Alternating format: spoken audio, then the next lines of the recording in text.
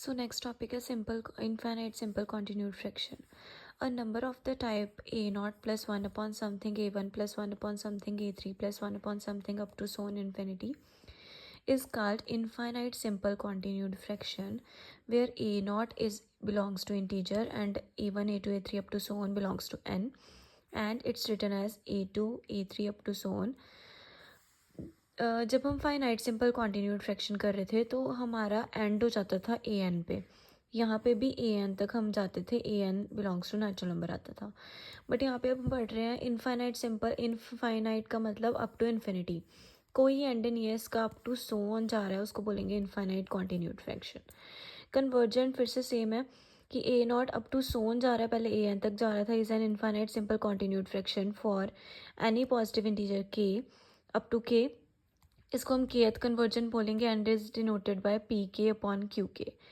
Odd convergents जो है वो स्ट्रिक्टली डिक्रीज करते हैं and even convergent strictly increase करते हैं. ईच ऑड कन्वर्जेंट जो होता है वो ग्रेटर देन होता है ईच इवन कन्वर्जेंट से. नेक्स्ट हमारे पास डेफिनेशन है कंप्लीट क्वोशिएंट की. If a naught a three up to a one a two up to so on is an infinite continued fraction, then for any integer a k plus one a k plus two up to so on is called kth complete quotient and is denoted by a k dash. Same पिछली वाली ही definition है. A not dash A not से start होगा, ए one dash ए one से, ए to dash A to से start होगा. Next इसमें फर्स्ट थ्योरम है हमारी, every finite simple continued fraction represents an irrational number. Infinite simple continued fraction सारी वो क्या रिप्रेजेंट करती हैं? Irrational number. जबकि जब हम फाइनाइट सिंपल कॉन्टिन्यूड फ्रैक्शन पढ़ रहे थे वो क्या रिप्रेजेंट करती थी? Rational number. जब इनफाइनाइट की बात आएगी वो क्या रिप्रेजेंट करेगी? Irrational number. And conversely every irrational number can be developed as infinite simple continued fraction, and इसका कन्वर्स भी प्रूव करना है. अब हमने ये एक इनफाइनाइट सिंपल कॉन्टिन्यूड फ्रैक्शन ली. We know that odd convergence strictly decrease and even convergence strictly increase. अभी मैंने आपको बताया कि ऑड कन्वर्जेंस स्ट्रिक्टली डिक्रीज करते हैं and even convergence strictly increase करते हैं, एंड ईच कन्वर्जेंट जो ऑड कन्वर्जेंट होता है वो ग्रेटर देन इवन कन्वर्जेंट होता है. अब हमने यहाँ पे ऑड कन्वर्जेंस भी लिए हैं, इवन कन्वर्जेंस भी लिए हैं, कुछ कन्वर्जेंस लिए up to so on because infinite की बात हो रही है, and each odd convergent greater than even convergent. अब यहाँ पे जो सारे ऑड कन्वर्जेंस हैं वो आप देख सकते हो कि इवन कन्वर्जेंस से क्या है? ग्रेटर देन है. ठीक है. एंड ऑड कन्वर्जेंस क्या कर रहे हैं? स्ट्रिक्टली डिक्रीज कर रहे हैं. एंड इवन कन्वर्जेंस क्या कर रहे हैं? स्ट्रिक्टली इंक्रीज कर रहे हैं. अब यहाँ पे जो हमारा सीक्वेंस बन रहा है, अगर मैं इसको जनरलाइज करूँ, वो क्या बन रहा है?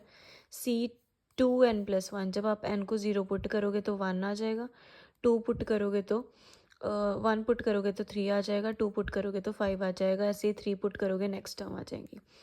तो ये हमारे क्या है? ऑड कन्वर्जेंस को मैंने जनरलाइज करके सी टू एन प्लस वन लिखा है. डिक्रीज कर रहे हैं एंड इसका बाउंडेड बिलो बाउंड्री क्या है इसकी? सी नॉट. एंड ये हमारे पास क्या है? कन्वर्जेंस सीक्वेंस है. दैट मीन्स इसकी कोई ना कोई लिमिट होगी. इसकी लिमिट हमने लेट कर ली लैम्डा. अब जो हमारे पास ये इवन कन्वर्जेंस है इसको मैंने लिखा सी टू एन. जनरली हम इवन नंबर्स को टू एन से रिप्रेजेंट करते हैं, ऑड को टू एन प्लस वन से. अब ये इवन कन्वर्जेंस है, ये क्या है? स्ट्रिक्टली इंक्रीज कर रहे हैं, इसलिए increases. And bounded above. Bounded above कहाँ? सी वन से. एंड ये भी कन्वर्जेंट है, दैट मीन्स इसकी भी कोई लिमिट होगी. हमने इसकी लिमिट मान ली म्यू. अब हमने c two n minus c two n plus one minus c two n करा. एंड आपको पता है हम c n c naught c one को कैसे रिप्रेजेंट करते हैं? जो भी इसका एन होता है वही हमारे फ्रैक्शन में आता है. यहाँ पे c two n plus one है तो क्या आएगा? P two n plus one upon q two n plus one. C two n है, p two n upon q two n. इसका एलसीएम लिया, हमारे पास ये आ गया. अब हमारे पास एक फॉर्मूला था, जब हमारे पास एन होता था यहाँ पे तो माइनस वन की पावर एन माइनस वन आ जाती थी. हमने लास्ट वीडियो में ये प्रूव किया था. जब एन होता था तो माइनस वन की पावर एन माइनस वन आ जाती थी. अब यहाँ पे टू एन प्लस वन है, दैट मीन्स माइनस वन की पावर टू एन आ जाएगी. तो इसको मैं रिप्लेस कर दूंगी माइनस वन की पावर टू एन के साथ. एंड नीचे मेरा q two n plus one ही रह गया. अब इसको मैंने वन मान लिया. अब जो मेरा क्यू टू एन है वो greater than equals to a two n से, एंड जो मेरा q two n plus one है वो greater than equals to a two n plus one से. अगर मैं प्रोडक्ट करूँ दोनों इक्वेशंस का, लेफ्ट हैंड साइड से मल्टीप्लाई, राइट हैंड साइड से मल्टीप्लाई. अब मैंने वन अपॉन इसकी वैल्यू फाइंड करनी है, सो मैंने इसका रेसिप्रोकल करा, साइन चेंज हो गए. अब ये मतलब दैट मीन्स इसकी जगह पर मैं ये रिप्लेस कर सकती हूँ, लेस देन इक्वल्स टू आ गया दिस. अब मैंने बोला taking limit as n tending to infinity, अगर एन जो है इन्फिनिटी को टेंड कर रहा है एंड ये इसकी लिमिट क्या है लैम्डा एंड इसकी लिमिट क्या है म्यू, हमने अभी ली थी लैम्डा माइनस म्यू। 1/इन्फिनिटी क्या होएगा, ये किसको टेंड करेगा 0 को। अगर इनकी डिफरेंस 0 को टेंड कर रहा है मतलब ये दोनों क्या है इक्वल। अब मैंने कोई सीक्वेंस लिया Cn, वो भी क्या है कन्वर्जेंट सीक्वेंस, उसकी लिमिट मैंने मान ली x एंड x क्या है कोई सम रियल नंबर, ये याद रखना है कि x हमारे पास क्या है रियल नंबर। अब x अगर real number, limit n tending to infinity, Cn की वैल्यू ये होगी, Cn की वैल्यू क्या होगी a0 a1 a2 a3 up to सोन an is equals to x। अब ये जो है ये किसके इक्वल आ गया x के इक्वल, बिकॉज इसकी लिमिट क्या है x, राइट। अगर मैं n टेंडिंग टू इन्फिनिटी, अगर मेरा n जो है इन्फिनिटी को टेंड कर जाएगा मतलब इसमें अप टू सोन इन्फिनिटी तक टर्म्स है is equals to x, where x is real number and it is not rational number. x क्या है कोई ना कोई रियल नंबर है एंड वो रैशनल नंबर नहीं है, बिकॉज मैंने अभी आपको बताया कि याद रखना था x हमारे पास रियल नंबर है। अगर x रियल नंबर है तो वो रैशनल नंबर नहीं है। रैशनल नंबर के पास क्या होती है इनफाइनाइट सिंपल कॉन्टीन्यूड फ्रैक्शन होती है, बट यहाँ पे हमारे पास क्या आ रहा है x रियल नंबर नहीं है, that means left hand side भी रियल नहीं होगी, अगर रियल नहीं है तो रैशनल नहीं होगी, रैशनल नहीं होगी तो क्या है इर्रेशनल, मतलब ये वाली टर्म हमारे पास क्या आ गई irrational number. Converse part proof करना है, एक्स अब इरेशनल नंबर है, हमने उसको infinite simple continued fraction proof करना है। अब एक्स अगर इरेशनल नंबर है तो हमने माना ए नॉट है, एक्स के ऐसा अगर इसका greatest integer equals to a not है, a not plus f not आएगा, एफ नॉट 0 to 1।